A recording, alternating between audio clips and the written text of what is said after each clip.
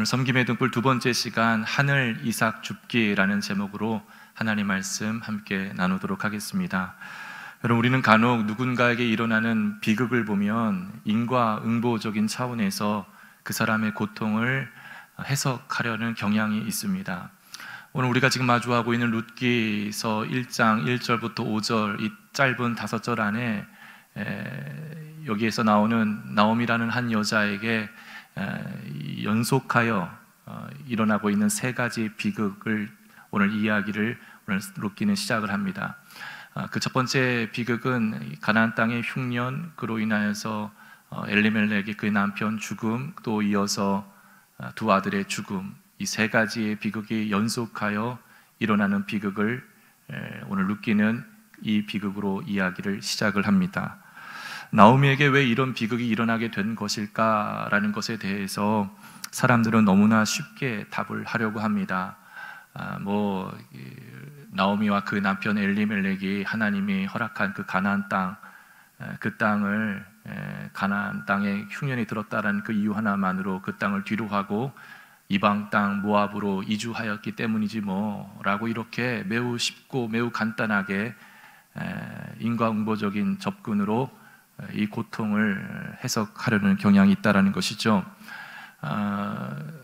여러분, 우리가 성경의 본문을 해석할 때 중요한 한 가지 원리가 있습니다. 그것은 그 본문은 어떻게 지금 이야기하고 있는가라는 것입니다. 이 본문은 어떻게 이야기하고 있는가. 여러분, 룻기는 나오미 비극이 왜 일어나고 있는가에 대해서 그 비극의 원인을 규명하기보다, 그 비극의 원인을 캐내려 하기보다 오히려 이 비극에 대해서 침묵하고 있습니다. 침묵하고 있다는 것은 나오미에게 일어난 이 비극이 흉년으로 인하여 가나안 땅에서 모압 땅으로 이주한 것 때문에 일어난 일이다라고 단정 짓고 있지 않다라는 것이죠.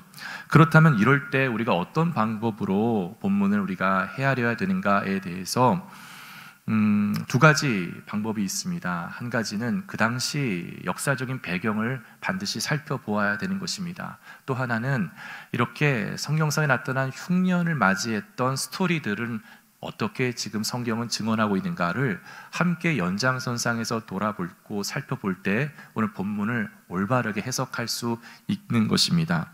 여러분, 당시 고대에는 기근과 흉년이 무서운 재앙처럼 여겨졌던 시대였습니다. 한마디로 흉년은 국가적 재난이었던 것입니다.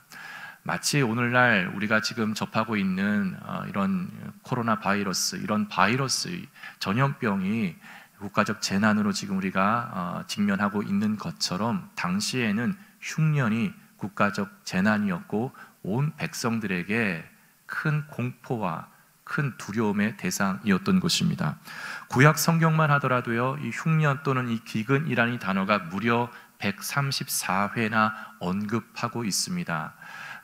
고대 근동의 문헌에 의하면, 구약 학자들의 주장에 의하면 이 구약 성경, 구약의 역사를 1500년 정도로 잡는다면 한 10년에 한 번꼴로 이 흉년이 그 당시에 찾아왔다라고 추정을 합니다. 그만큼 흉년은 고대 세계에서는 빈번하게 일어났지만 그 빈번함 속에서 사람들은 늘 두려움의 대상으로 떨었다라는, 그것이 흉년이었던 것입니다.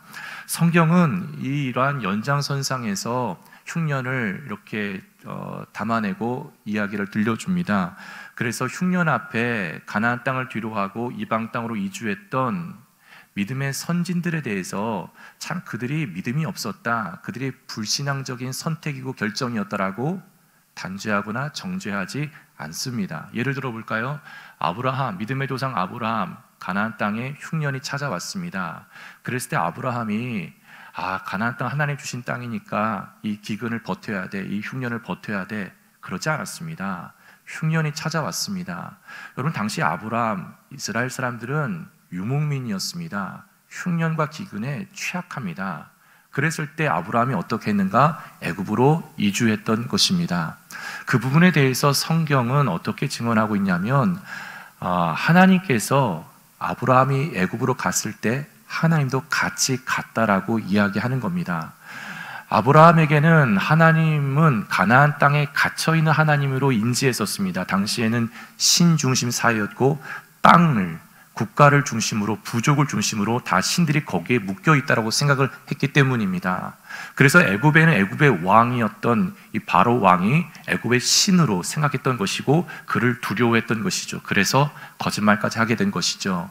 그러나 오늘 아브라함이 그 애굽에서 만난 하나님은 애굽의 바로 왕보다 크신 하나님을 만나게 된 것입니다. 하나님이 아브라함의 그 어려움, 그 난처한 상황 가운데 개입하셔서 간섭하셔서 그를 구원해 내주셨던 것이죠.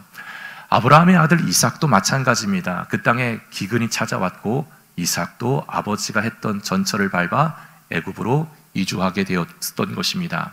야곱도 그렇습니다. 여러분, 야곱이 살았던 시대는 흉년이 너무나 짙게 자욱하게 그 땅에 길게 자리했었습니다. 두려움에 그는 허덕였습니다. 그것을 아셨던 하나님은 미리 하나님께서는 예비하셔서 야곱의 아들 요셉을 애굽의 총리로 하나님께서 길리고 그를 세웠던 것입니다. 요셉은 그의 아버지에게 어떻게 이야기합니까? 아예 모든 걸 다 정리하고 애굽으로 이민해 오라고 제안을 합니다. 이 부분에 대해서 야곱은 내가 움직여야 될지 아닐지를 고민하고 하나님 앞에 여쭈어 봅니다. 그때 하나님의 대답은 가라였습니다. 가라. 애굽으로 가라. 이 모든 것을 내 계획 속에 있다. 애굽으로 가라고 하셨던 겁니다. 그러기에 이처럼 나오미와 그의 남편 엘리멜렉이 가나안 땅의 흉년으로 인하여 모압으로 간 것, 그 자체가 불신앙적인 선택이라고 룻기는 그렇게 이야기하고 있지 않다라는 것이죠. 여러분, C.S. 루이스 유명한 기독교 작가인 그의 책 고통의 문제라는 책에 보면요, 고난에 대해 이렇게 이야기합니다. 사람들이 겪는 고통의 대부분은 인간의 탐욕 내지는 어리석음 때문에 생기는 것이지만 그럼에도 불구하고 우리 탓으로 돌릴 수 없는 고통 역시 여전히 많다. 룻기 기자도 룻기의 서론에서 나오미의 비극이 왜 일어났는가에 대해서 그 이유를 규명하기보다는, 그 이유를 캐내려고 분석하기보다는 그의 고통에 그저 침묵함으로 묵묵히 함께 나란히 곁에 있어주는 태도를 보이고 있음을 우리는 감지해야 됩니다. 그래서 룻기는 세 가지의 비극으로 쓰러진 나오미의 곁에 끝까지 함께하고 있는 룻을 오히려 조명하고 있는 책이라 할 수 있는 것입니다. 오히려 룻기 기자는 이렇게 세 가지 비극으로 쓰러진 나오미 곁에 함께 붙은 룻에게 하나님은 어떤 일을 하시고 계시는 것인가에 대해서 그를 따라가면서 조명하고 있는 책인 것입니다. 나오미와 룻과 나오미는 국가적 재난이 자신의 집안 재난으로 이어졌던 것이고 그걸로 인하여 인생의 텅 빈 상태가 되었던 것이죠. 텅 빈 상태가 되어 텅 빈 그 마음을 부여잡고 그들은 어머니의 고향 땅, 나오미의 고향 땅 베들레헴으로 들어오게 됩니다. 이들이 들어온 때는 봄이었습니다. 베들레헴에 돌아온 감격과 사람들을 만난 기쁨, 그것이 모두 지나가자 이제 이들은 그곳에서 일상의 삶이 시작하게 된 것이죠. 근데 그 일상이 예사롭지 않았던 겁니다. 너무나 버거웠던 겁니다. 한 푼도 가진 것 없고 그 땅도 없이 그렇게 내던져진 텅 빈 채로 베들레헴에 왔기 때문입니다.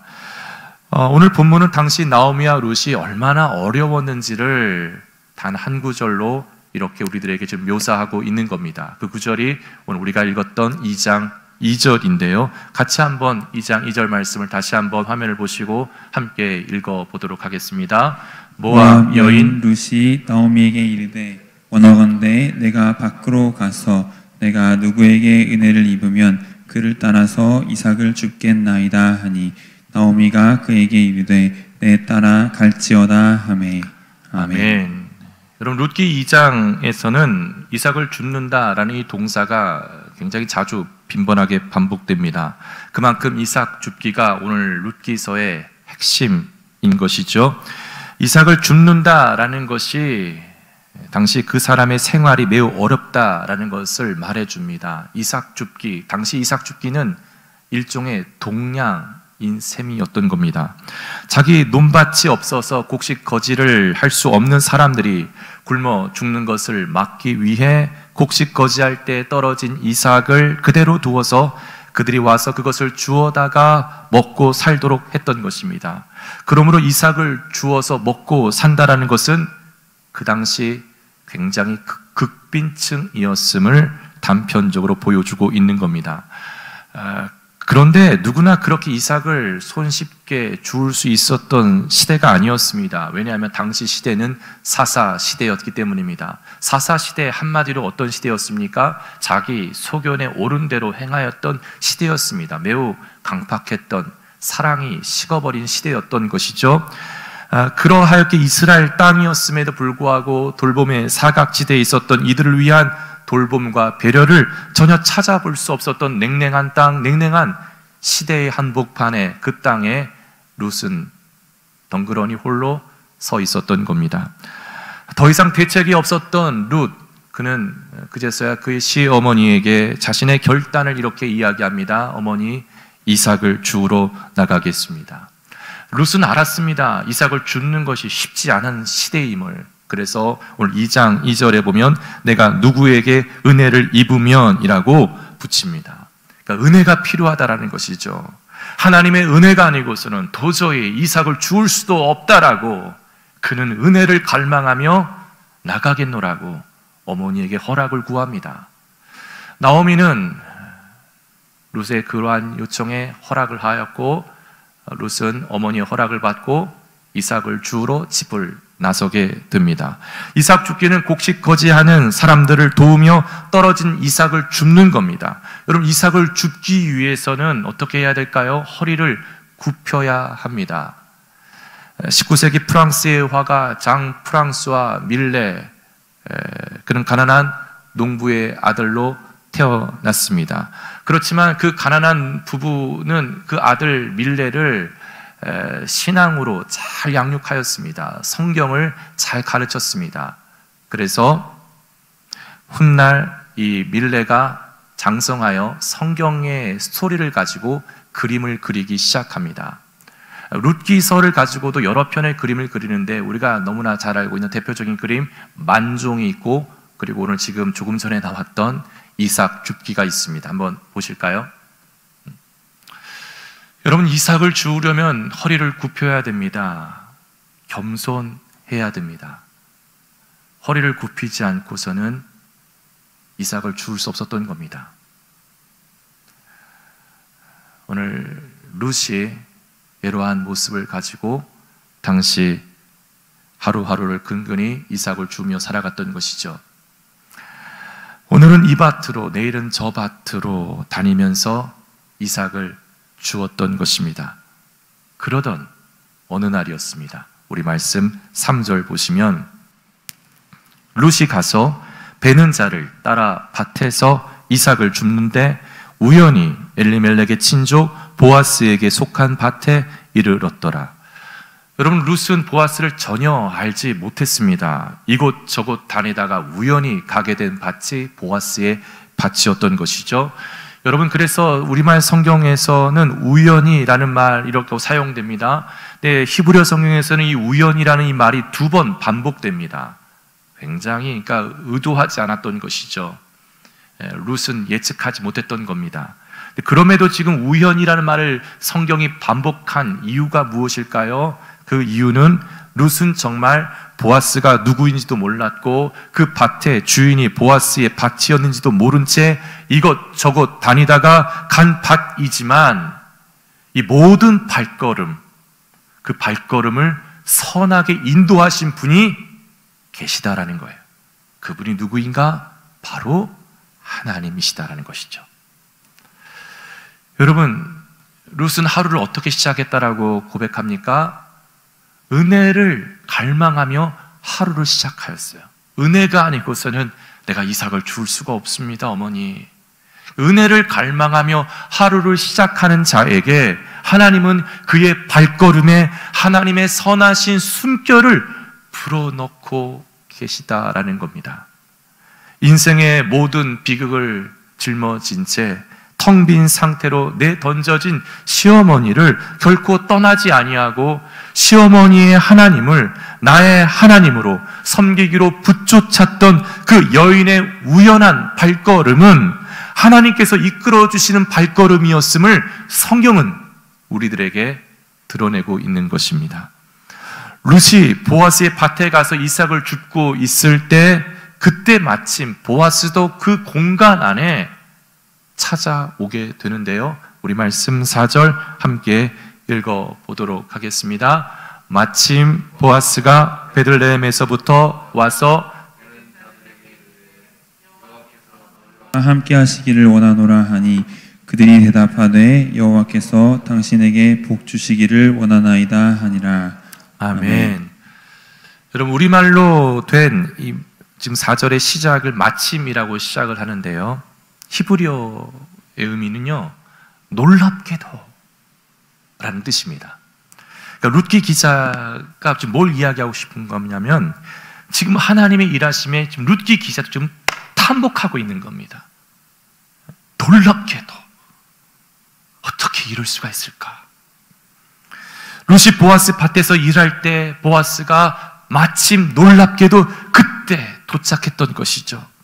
보아스는 그의 곡식거지하는 종들과 축복의 대화를 나눕니다. 이걸 통해 알 수 있는 건 보아스가 그의 종들을 참 사람으로 인격적으로 대했다는 것을 우리가 알 수 있습니다. 그렇게 축복의 대화를 주고받은 뒤에 보아스의 눈에 낯선 소녀가 눈에 들어옵니다. 그래서 그 종들을 관장하고 있는 총무격인 그 사환을 불러서 저 소녀가 누구의 소녀냐라고 물어봅니다. 그때 그 사환은 보아스에게 이렇게 대답합니다. 나오미와 함께 온 모압 소녀입니다. 그런데요, 주인님, 저 모압 소녀가 오늘 아침, 이른 아침부터 여기에서 이삭을 줄 수 있냐라고 청하였습니다. 그리고 이삭을 줍기 시작했는데 점심시간 곧 잠깐 갓집에 갔다 온 것 외에는 아침 일찍부터 지금까지 열심히 이삭을 줍고 있습니다. 이렇게 변호합니다. 참 사람이 누군가를 변호하는 게 참 중요한데, 오늘 이 사환이 나오미의 며느리 룻을 참 좋게 그의 주인에게 변호했어요. 그러자 보아스가 아하, 저 낯선 소녀가 나오미의 며느리구나, 그를 불러오라 라고 해서 그 룻 앞에서 이 보아스는 이렇게 이야기합니다. 다른 밭에 가지 말고 갈 필요 없다. 오늘서부터 나의 소녀들과 함께 이곳에서 계속 원하는 대로 이삭을 주우라. 그리고 보아스는 그의 소년들에게 따로 불러 저 소녀를 건드리지 말아라, 꾸짖지도 말아라, 책망하지도 말아라, 마음껏 걷도록 내버려 두어라. 여러분, 여기서 우리가 한 가지 질문을 던져볼 필요가 있습니다. 왜 그러면 보아스가 이 룻을 이렇게 극진히 환대했던 것일까요? 두 가지 이유가 있습니다. 첫 번째 이유는 오늘 룻기 2장 11절에 나오는데요, 우리 같이 룻기 2장 11절 말씀 보시면, 보아스가 그에게 대답하여 이르되 내 남편이 죽은 후로 내가 시어머니에게 행한 모든 것과 내 부모와 고국을 떠나 전에 알지 못하던 백성에게로 온 일이 내게 분명히 알려졌느니라. 이 말씀 어떤 말씀인 거예요? 보아스가 너가 나오미의 며느리였구나, 내가 이미 알고 있다, 내가 이미 너의 소문을 들었다, 너가 정말로 너의 어머니가 비극으로 쓰러졌을 때 그를 떠나지 아니하고 그를 붙쫓아서 이곳까지 왔다라는 것, 그리고 하나님을 너의 하나님으로 모신 것 내가 다 들었다. 그 이유 때문에 오늘 보아스는 룻을 환대한다라고 말씀합니다. 여러분, 보아스가 룻을 이렇게 이야기할 때 분명히 보아스에게서는 어떤 누군가를 회상하였고 누군가와 오버랩 되었을 것입니다. 그가 누구인가에 대해서 바로 보아스의 어머니였던 것이죠. 그리고 보아스의 어머니는 어떤 사람이었어요? 바로 가나안 땅의 기생 라합이었던 겁니다. 기생 라합은 유대인이 아니었습니다. 그렇죠? 그럼에도 불구하고 기생 라합이 하나님에 대한 소문을 듣고 하나님의 백성에게 자신의 생명을 걸어요. 가나안 땅의 문화, 가나안 족속을 뒤로하고 정말 절체절명의 위기에 빠졌던 두 정탐꾼을 살리기 위해 자신의 생명을 드려요. 그랬을 때 하나님은 어떻게 하세요? 그 라합의 온 가족을 구원할 뿐만 아니라 그의 가문에게 하나님이 복을 허락하셨어요. 그것을 보아스는 어릴 적부터 본 겁니다. 여러분, 우리가 읽진 않았지만 2장 1절 보아스에 대해서 소개를 한 이렇게 소개해요. 그가 유력한 자이다. 여기서 유력한 자, 그 당시에 재력이든 권력이든 모든 면에서 백성들로부터 존경을 받는 모든 면에서 훌륭한 자이다라는 뜻입니다. 하나님이 그렇게 그의 가문에 복을 주셨어요. 분명히 보아스는 이 룻을 바라보면서 그의 어머니와 오버랩 되었을 것입니다. 어머니처럼 가냘픈 이방 여인, 그러나 하나님 백성을 위하여, 하나님을 위하여 생명을 걸고 이 땅에 온 이 여인, 내가 그를 환대하리라. 그 마음으로 보아스는 룻을 환대했던 것이죠. 두 번째, 보아스가 룻을 환대했던 이유는 그것은 철저하게 하나님 말씀에 순종하였기 때문입니다. 여러분, 레위기 19장 9절부터 10절의 이 말씀을 이 보아스가 철저하게 순종한 것인데요. 오늘 이 말씀을 우리가 함께 좀 읽어보려고 합니다. 그리고 이 말씀이 오늘 설교의 핵심 주제 구절이기도 하는데요. 자, 우리 같이 한번 이 말씀 레위기 19장 9절부터 10절 말씀을 한 목소리로 함께 읽어보도록 하겠습니다. 너희가 너희의 땅에서 곡식을 거둘 때에 너는 밭 모퉁이까지 다 거두지 말고 내 떨어진 이삭도 줍지 말며 내 포도원의 열매를 다 따지 말며 내 포도원에 떨어진 열매도 줍지 말고 가나안 사람과 거류민을 위하여 버려두라. 나는 너희의 하나님 여호와이니라. 아멘. 여러분, 레위기 19장 9절부터 10절의 말씀의 핵심은 다 거두지 말라는 것입니다. 밭에서 과실을 딸 때에는 악착같이 다 따지 말라는 것입니다. 좀 남겨두라는 거예요. 이미 거두는 중간에 빠져나간 것들 땅에 깔려 있으면 그것을 줍지 말고 그것을 버려두라는 겁니다. 왜 버려두라고 한 걸까요? 왜 남겨두라고 한 걸까요? 그것은 이웃들, 특별히 가난한 이웃들, 거류민들, 지나가는 나그네들, 그 땅에 정착하지 못하는 사람들에게 음식의 필요를 제공해 주므로 그들도 함께 생존할 수 있도록 배려하라는 것입니다. 여러분, 지금 우리가 읽었던 레위기 19장 이 말씀은 레위기 전체에서 가장 중요한 핵심 장입니다. 레위기 19장이. 그리고 그 19장에서 오늘 우리가 봤던 9절, 10절이 그 19장에서 또한 핵심 구절입니다. 여러분, 레위기 19장의 주제를 한마디로 뽑는다면 거룩입니다. 그래서 레위기 19장 1절에 하나님께서 이렇게 말씀합니다. 내가 거룩하니 너희도 거룩하라. 거룩이 무엇인가라는 질문을 지금 던지고 있는 겁니다.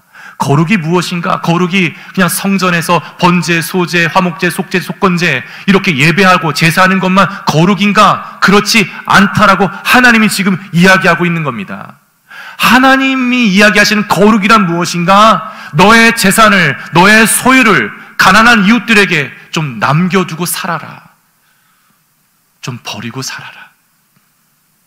그것이 하나님처럼 닮아가는 거룩이다 라고 하나님 지금 말씀하고 있는 겁니다. 이것을 통해 알 수 있는 것은 거룩의 확장성, 거룩의 일상속, 거룩이 확장되어 가는 거예요. 거룩이 교회 안에서만 갇혀 있는 것이 아니라 거룩은 내 일상 속에서 거룩한 삶을 살 수 있다는 거예요. 그것이 어떻게 살 수 있는가? 가난한 이웃들을 위하여, 이 땅에 이삭을 줍는 사람들을 외면하지 말고 그들을 위하여 너의 것을 기꺼이 흘려보낼 때, 너의 재산과 너의 소유를 너와 너의 가족만을 위해서 사는 것이 아니라 이 땅에 울고 있는 쓰러진 사람들을 위하여 기꺼이 흘려보낼 때 그것이 곧 하나님을 닮아가는 거룩이다라고 하나님이 말씀하고 있는 것입니다.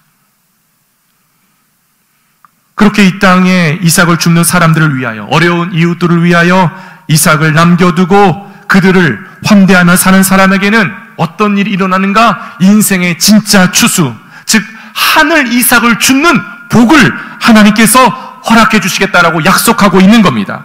땅에 이삭을 줍는 사람들을 환대할 때 하나님께서는 하늘에 이삭을 줍도록 복을 주시겠다라는 거예요.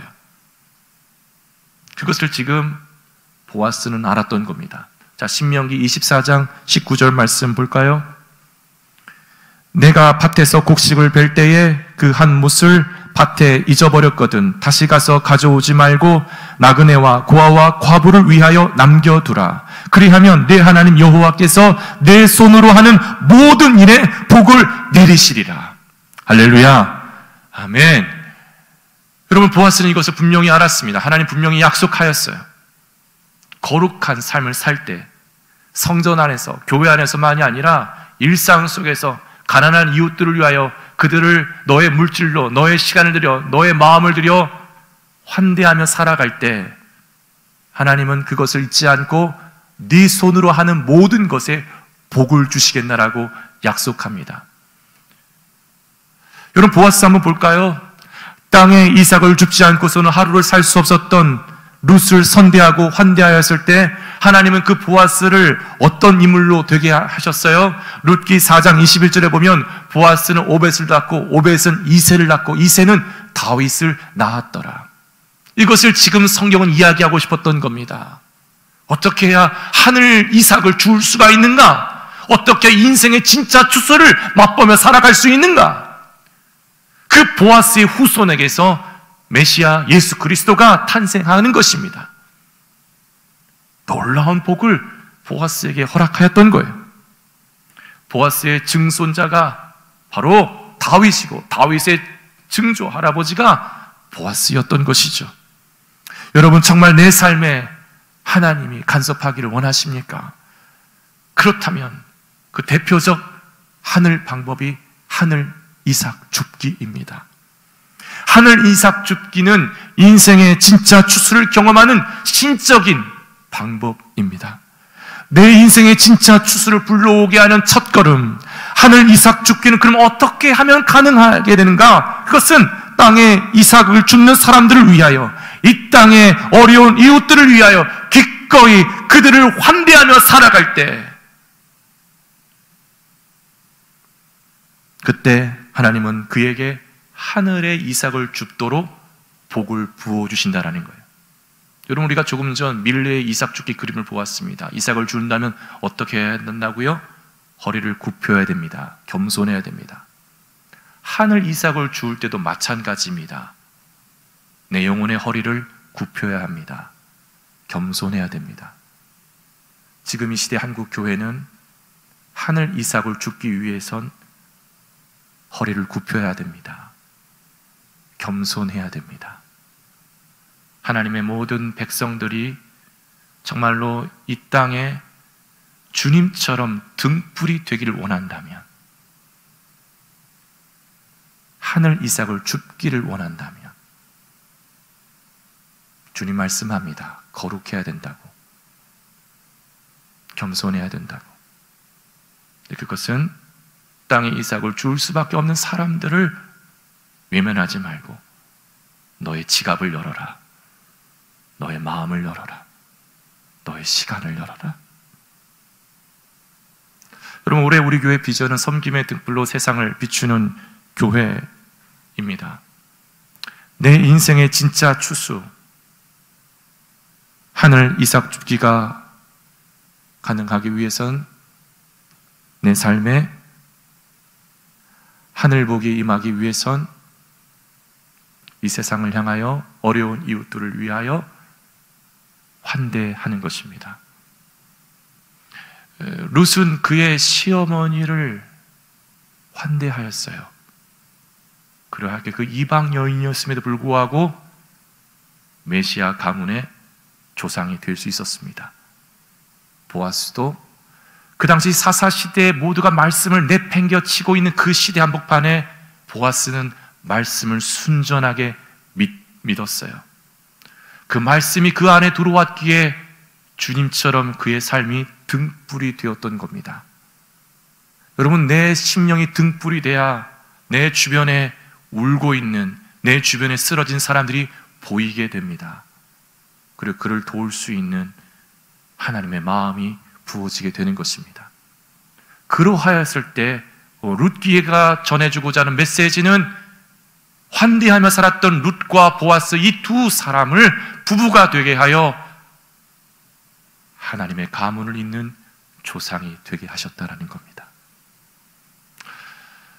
여러분, 우리 교회는 알게 모르게 이 지역을 위해서, 이 마을을 위해서 작은 등불들을 잘 비추고 있습니다. 올해는 우리가 섬김의 등불로 세상을 비추는 교회라는 이 비전을 갖고 나아가기에 지금까지 해왔던 사역을 계속 꾸준히 하는과 동시에 새로운 것을 한 가지 더 해보려고 합니다. 그것은 성로원, 우리 마을에 유일하게 있는 고아원, 그 고아원에는 49명의 고아들이 있습니다. 이 49명, 이 고아들을 위하여 우리는 지난 3년 동안 성탄, 크리스마스 때 이 아이들을 초청하여, 교회를 초청하여서 함께 이 아이들과 마음껏 먹고 놀고 했었습니다. 작년 연말에는 코로나로 인해서 이 아이들 초청할 수가 없어서 아이들이 좋아하는 선물이 무엇인지를 다 적어내게 했습니다. 그래서 그 아이들이 정말 원하는 선물을 우리 교회는 다 샀습니다. 그리고 포장하여 그 아이들에게 다 전달해 주었습니다. 여기서 멈추어서는 안 되겠다 싶었습니다. 그래서 우리는 작년 정책당회 때 장로님들과 의논한 결과 이 성로원의 49명 이 아이들이 우리나라 이 법상 만 18세가 되면 다 퇴소해야 됩니다. 세상으로 그냥 내던져지는 겁니다. 가진 것 없는 이 아이들이 세상에 내던져지는 것이죠. 집 한 칸 없고 아무것도 없는 아이들이 통장 하나 붙들고 나간다고 합니다. 근데 그 통장에 만 18세 됐을 때 얼마가 들어있든 거기에 정부는, 국가는 2배를 얹어서 그 아이를 세상으로 내보내는 겁니다. 그래서 이 아이들을 어떻게 할까 싶어서 49명 이 아이들을 우리가 한 명 한 명씩 우리가 이 아이들이 만 18세가 될 때까지 우리가 후원하는 일을 해야 되겠다. 이 아이들이 우리 교회를 통하여 땅에 이삭을 주우며 나아갈 때 그것이 하늘 이삭 줍는 그러한 일이 될 것입니다. 저는 여기에 여러분들을 초청합니다. 우리가 좀 정비해서 이제 여러분들에게 안내할 겁니다. 이 49명의 명단을 다 받았고 이제 우리가 이 일을 하려고 합니다. 성로원은 50년이 넘게 우리 마을에 함께하고 있지만 어느 누구 하나 이런 단체, 어떤 단체든 어떤 기관이든 어떤 교회든 이렇게 1대1로 매칭해서 이 아이들을 후원하는 교회 기관 아무것도 없다고 합니다. 그만큼 마지막 종말의 때 사랑이 식어져 가고 있다는 반증입니다. 이럴 때 우리는 환대하는 마음으로 그 아이들에게 겸손함으로 허리를 숙여야 됩니다. 그럴 때 하나님께서 우리 교회 위에 이 일에 동참하는 사랑하는 모든 우리 송악대 가정들 위에 하나님의 복이 함께하여 주실 줄 믿습니다. 인생의 진짜 추수를 맛보기를 원하는 자들이여 여기에 함께할 수 있기를 주님의 이름으로 간절히 축복합니다. 이제 우리 같이 함께 찬양하며 나아가겠습니다. 환난, 가난과 고난, 수고로움 속에서 성도는 그 믿음을 지켰네. 우리 같이 함께 찬양하겠습니다.